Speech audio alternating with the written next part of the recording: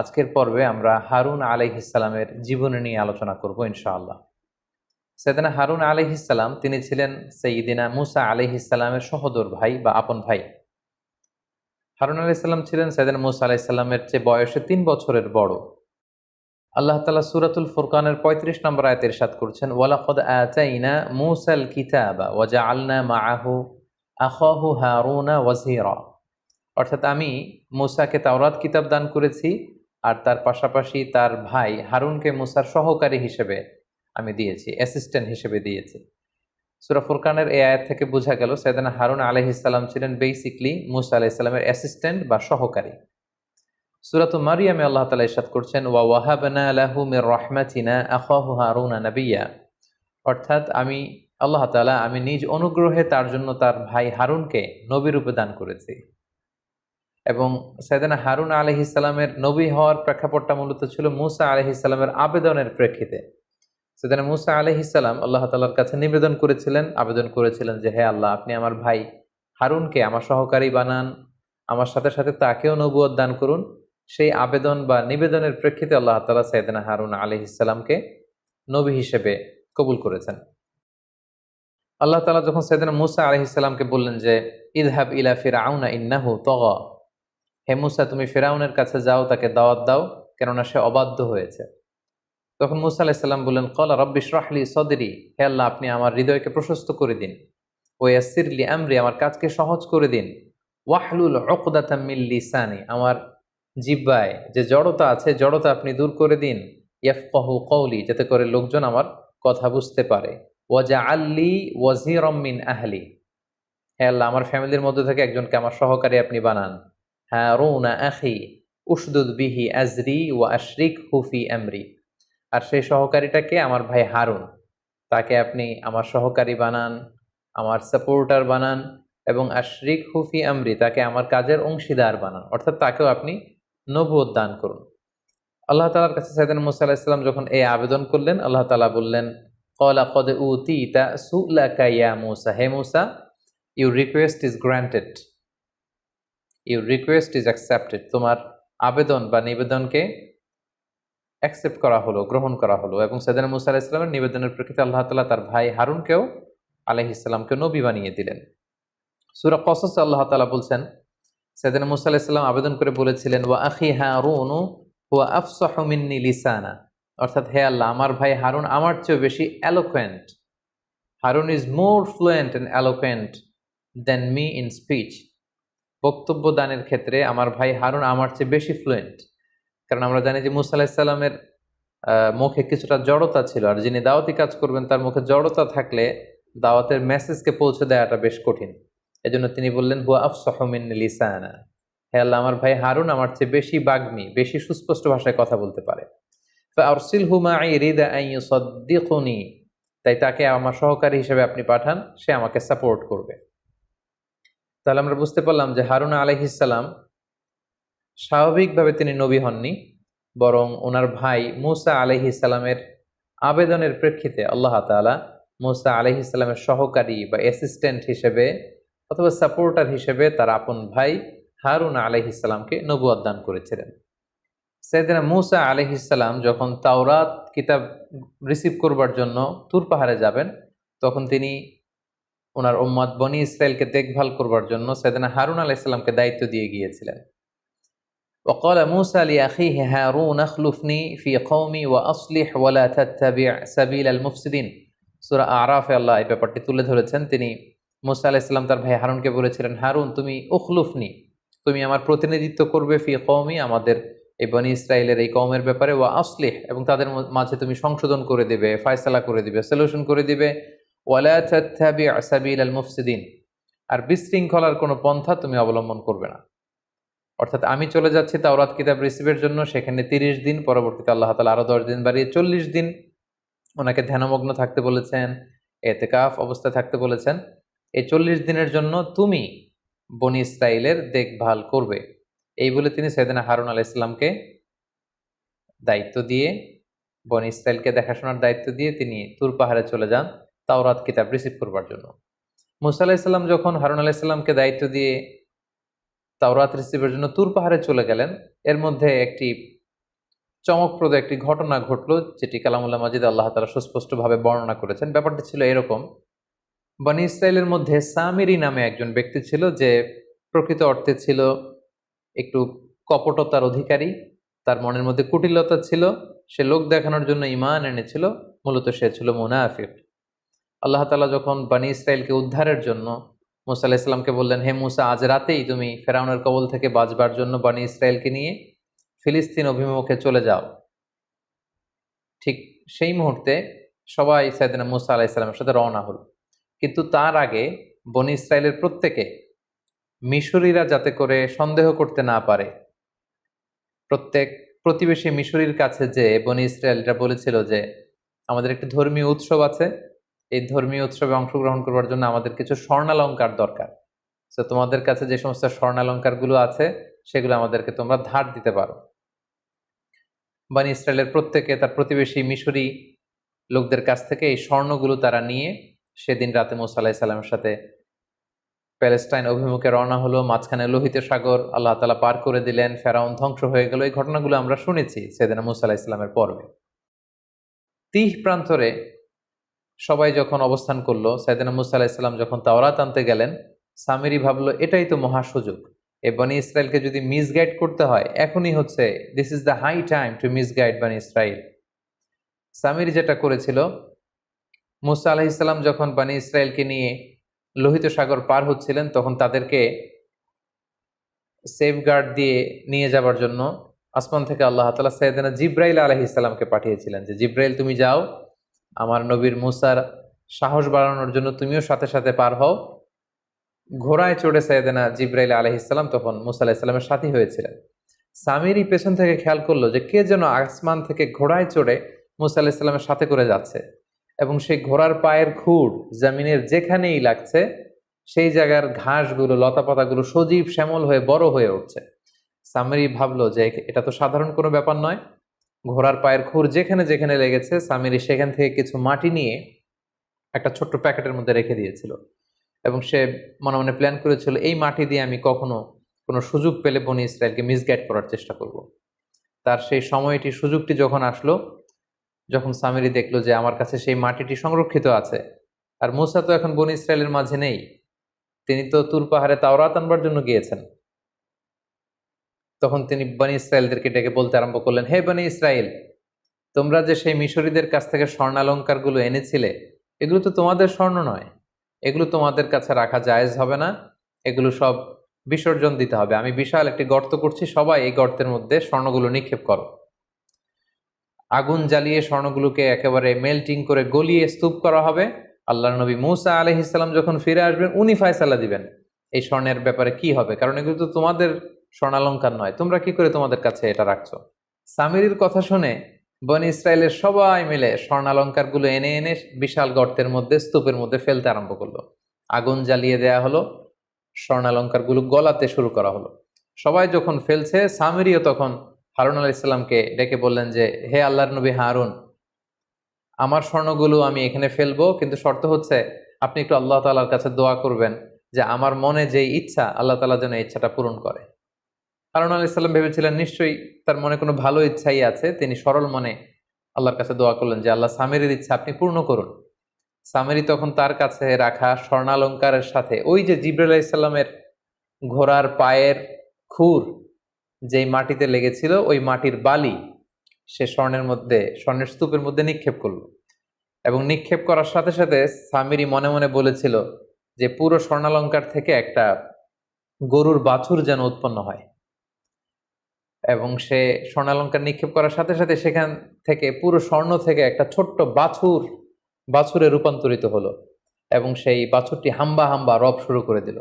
সবাই দেখে তো অবাক যে যে স্বর্ণগুলোকে গলিয়ে ফেলা হয়েছিল সেখান থেকে বাছুর আসলো কোত্থেকে, আর এই বাছুরের মুখ থেকে হাম্বা হাম্বা রব আসলো কোত্থেকে। সামিরি বলল এটাই তো আমার বড় সুযোগ। সামিরি সবাইকে মিসগাইড করার জন্য বলল, দেখো, মুসা আলাইহিস সালাম 30 দিনের জন্য সময় নিয়ে গিয়েছিল তুর পাহাড় থেকে তাওরাত নিয়ে আসবে, আজকে 40 দিন হয়ে যাচ্ছে মুসা আসে না, সে তো আল্লাহকে হারিয়ে ফেলেছে। এর কারণ আল্লাহ তাআলা তো তুর পাহাড়ে নেই, আল্লাহ এখানে চলে আসছে। সামিরি বনী ইসরায়েলকে বলতে আরম্ভ করলো, দেখো, স্বর্ণ দিয়ে বানানো ছোট্ট বাছুরের ভেতর থেকে তো কখনো আওয়াজ আসার কথা না, কিন্তু এই বাছুরটি হাম্বা হাম্বা করে আওয়াজ করছে, সবাই অবাক হয়ে গেল। তখন সামিরি বলতে আরম্ভ করলো, এটাই তোমাদের রব? মুসা আলাহিসাল্লাম তোমাদের রব আল্লাহকে খুঁজে পাচ্ছেন না? এখানেই আল্লাহ তাআলা চলে এসেছেন, তোমরা এটার পূজা করো।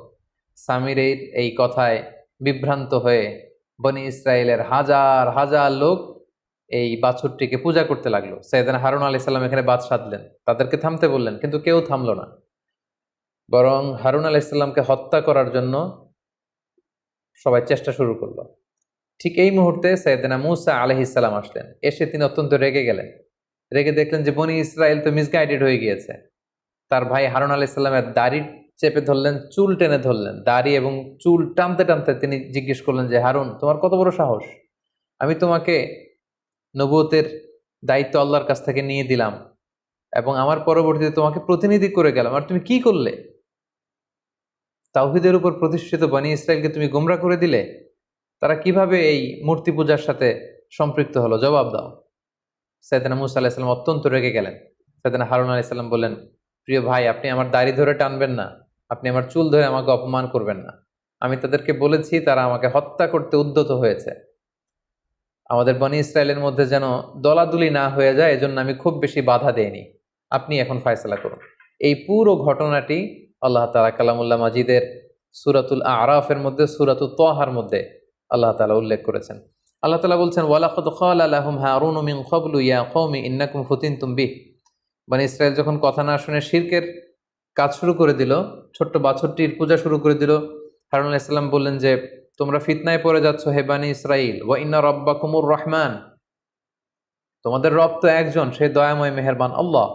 ফাত্তাবিউনি ওয়া আতিউ আমরি, তোমরা আমার আনুগত্য করো, আমার অনুসরণ করো।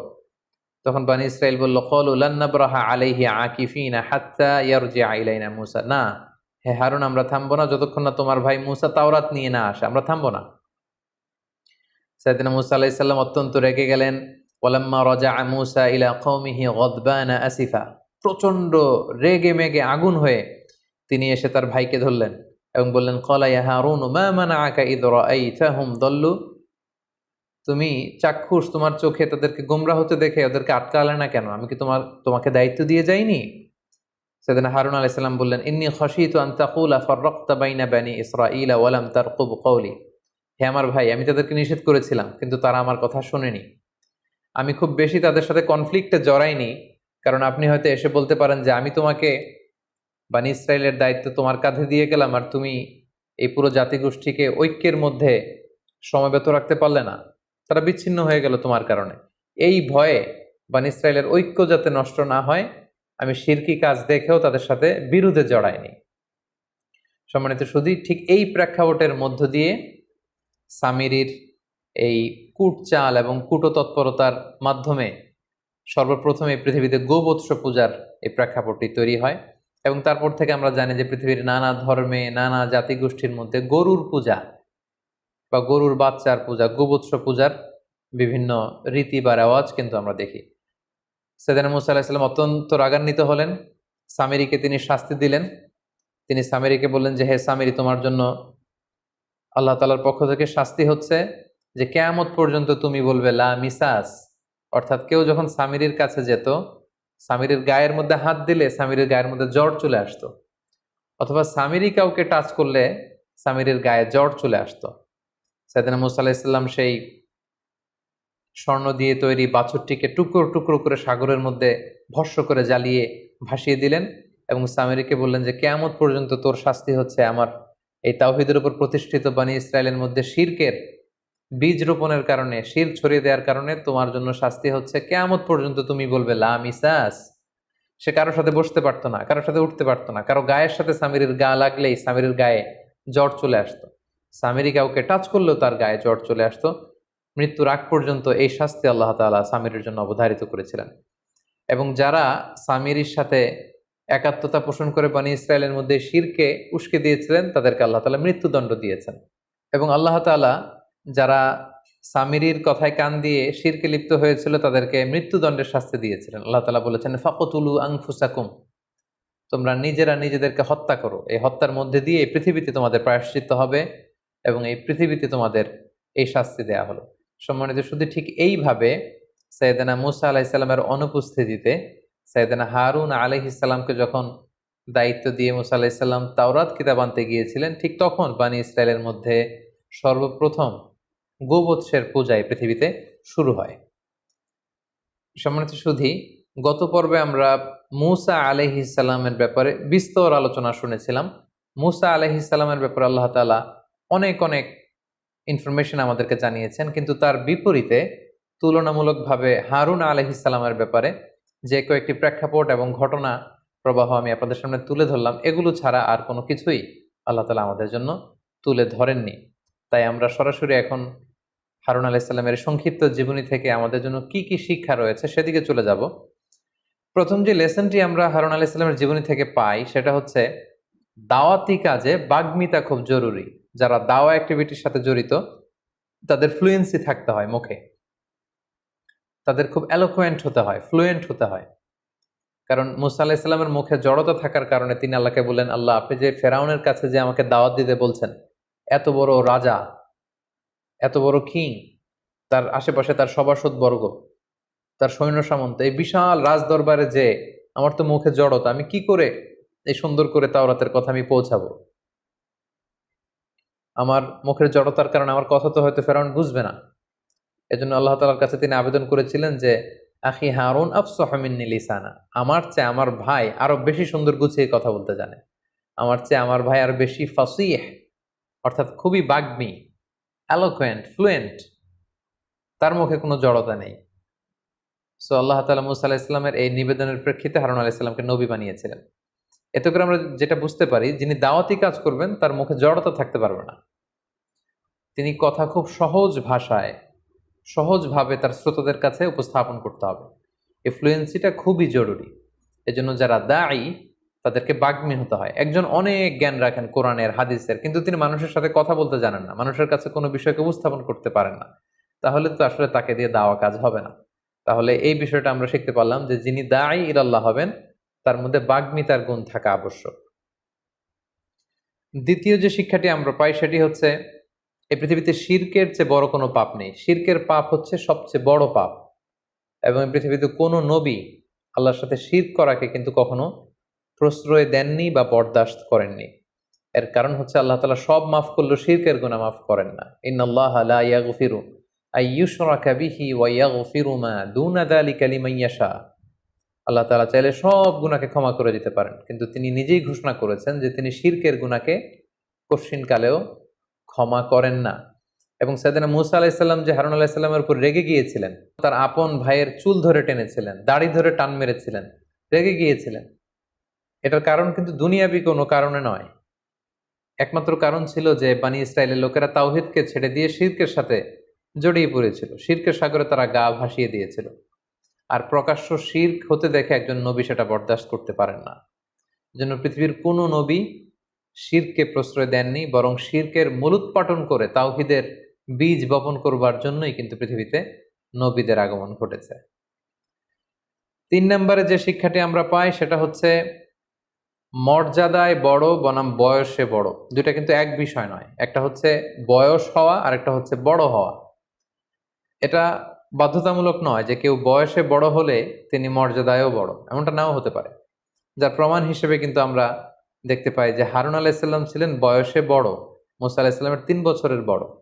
মূসা আলাইহিস সালাম ছোট, কিন্তু মূসা আলাইহিস সালামের মর্যাদা ছিল বেশি। হারুন আলাইহিস সালাম বয়সে বড়, কিন্তু মর্যাদায় ছিলেন তিনি ছোট। তার সুন্দর প্রমাণ আমরা সাহাবাদের মধ্যেও দেখতে পাই।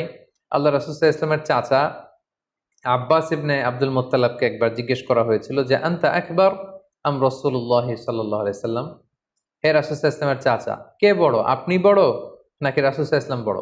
তো যিনি জিজ্ঞেস করেছিলেন ওনার ইচ্ছে ছিল যে আসলে বয়সে কে বড় এটা জানা। তো আব্বাস ইবনে আব্দুল মুত্তালিব উনি বলবেন যে আমি বড় বয়সে, এটা ওনার পছন্দ হচ্ছিল না। এটা কেমন উনি ভাবছিলেন যে এটা কিছুটা দাম্ভিকতা বা বেয়াদবি হয়ে যেতে পারে। তখন তিনি চমৎকার একটি হাম্বল ওয়েতে একটা উত্তর দিয়েছিলেন। তিনি বলেছিলেন হুয়া আকবর মিন্নি, রাসূল সাল্লাল্লাহু আলাইহি ওয়াসাল্লাম আমার চেয়ে বড়। কারণ রাসূলুল্লাহ সাল্লাল্লাহু আলাইহি ওয়াসাল্লামের চেয়ে বড় হতে পারে পৃথিবীতে এমন কেউ নেই, তার চেয়ে বড় হওয়া সম্ভব নয়। তিনি উত্তরে বলেছিলেন হুয়া আকবর মিন্নি, রাসূল সাল্লাল্লাহু আলাইহি ওয়াসাল্লাম আমার চেয়ে বড়, ওয়া আনা ওয়ালিদতু ক্বাবলা, কিন্তু আমি জন্মেছি আগে। সুবহানাল্লাহ, কতটা বিনয় তারা পেশ করেছেন, কতটা বিনয় তারা দেখিয়েছেন তাদের কথায়, তাদের আচরণে। তিনি বলেছেন, রাসূল সাল্লাল্লাহু আলাইহি ওয়াসাল্লাম বড়, কিন্তু আমি জন্মেছি আগে। তো এতে করে আমরা বুঝতে পারি, বয়সে কেউ বড় হলে মর্যাদায়ও সে বড় হবে, এমনটা নাও হতে পারে। হয়তো বয়সে কেউ ছোট, কিন্তু আল্লাহ তাআলার কাছে মর্যাদায় সে অনেক বড়, এমনটাও কিন্তু ঘটতে পারে, যেটা আমরা সাইয়েদনা মুসা আলাইহিস সালাম এবং সাইয়েদনা হারুন আলাইহিস সালাম, এই যে সহোদর ভাই, তাদের মধ্যে কিন্তু আমরা এটা লক্ষ্য করেছি যে হারুন আলাইহিস সালাম বয়সে বড়, কিন্তু মুসা আলাইহিস সালাম তিনি মর্যাদায় ছিলেন বড়। 4 নম্বরে যে ব্যাপারটা আমরা শিখতে পারি সেটা হচ্ছে, কোনো নেশনের মধ্যে, কোনো জাতিগোষ্ঠীর মধ্যে তাদের ঐক্যে ফাটল ধরানোটা অনেক বড় অন্যায়। বিশেষ করে মুসলিম উম্মার কথা যদি আমরা বলি, আল্লাহ তাআলা বলেছেন, ওয়ালা তাফাররাকু উদখুলু ফিস সিলমি কাফা, আল্লাহর রজ্জুকে তোমরা আঁকড়ে ধরো, তোমরা বিচ্ছিন্ন হয়ো না, তোমরা তোমাদের ঐক্যকে নষ্ট করো না। বরং ইসলাম আমাদেরকে শিখায় যে কি করে আমরা আমাদের ইউনিটিকে আরো মজবুত করব, স্ট্রেংথেনিং দ্য ইউনিটি। ঐক্যকে কিভাবে মজবুত করা যায়, ঐক্যটাকে কি করে বজায় রাখা যায়, ইউনিটি যাতে নষ্ট না হয়, ইউনিটি যাতে আমরা নষ্ট না করি, এই ব্যাপারে ইসলাম আমাদেরকে শিখিয়েছে। এই ব্যাপারটাও কিন্তু আমরা হারুন আলাইহিস সালামের জীবনী থেকে সুস্পষ্টভাবে দেখতে পাই, কারণ তিনি একজন নবী, নবী হয়েও দেখতে পেলেন যে তার উম্মতরা শিরক করছে, কিন্তু তিনি ওই অর্থে বাধা দেননি। তিনি শুধু বলেছেন যে তোমরা আমার আনুগত্য করো। কিন্তু তারা যখন হারুন আলাইহিস সালামের কথা শোনেননি, হারুন আলাইহিস সালাম তখন তার নিজের অনুসারীদেরকে নিয়ে তাদের উপর ঝাঁপিয়ে পড়েননি বা আক্রমণ করেননি, অথবা সরাসরি কোনো কনফ্লিক্টে যাননি। কেন যাননি? তিনি ভেবেছিলেন, আমি শিরক থেকে তাদেরকে বাঁচাতে না পারলেও আমি এই জাতিগোষ্ঠীর ঐক্যটা ধরে রাখি, ইউনিটি যাতে নষ্ট না হয়। কারণ আমার ভাই এসে যদি দেখে যে বানি ইসরাইল এমনিই শততা বিভক্ত জাতি, তাদের মধ্যে 12টা গোষ্ঠী ছিল, তারা যদি বিভিন্ন ভাগে ভাগ হয়ে যায়, এটা সবচেয়ে বড় সমস্যা হবে। বরং সাময়িক সময়ের জন্য তারা শিরক করলেও ওনার আত্মবিশ্বাস ছিল যে আমার ভাই মুসা যখন ফিরে আসবে, ওনার আগমনে, ওনার অ্যারাইভালে, ওনার ব্যক্তিত্বের কারণে, ওনার আদেশের কারণে সব আবার ঠিক হয়ে যাবে। তাই আমি তাদেরকে শিরক থেকে বাঁচাতে না পারলেও ইউনিটিটা ধরে রাখি। সুবহানাল্লাহি বিহামদি।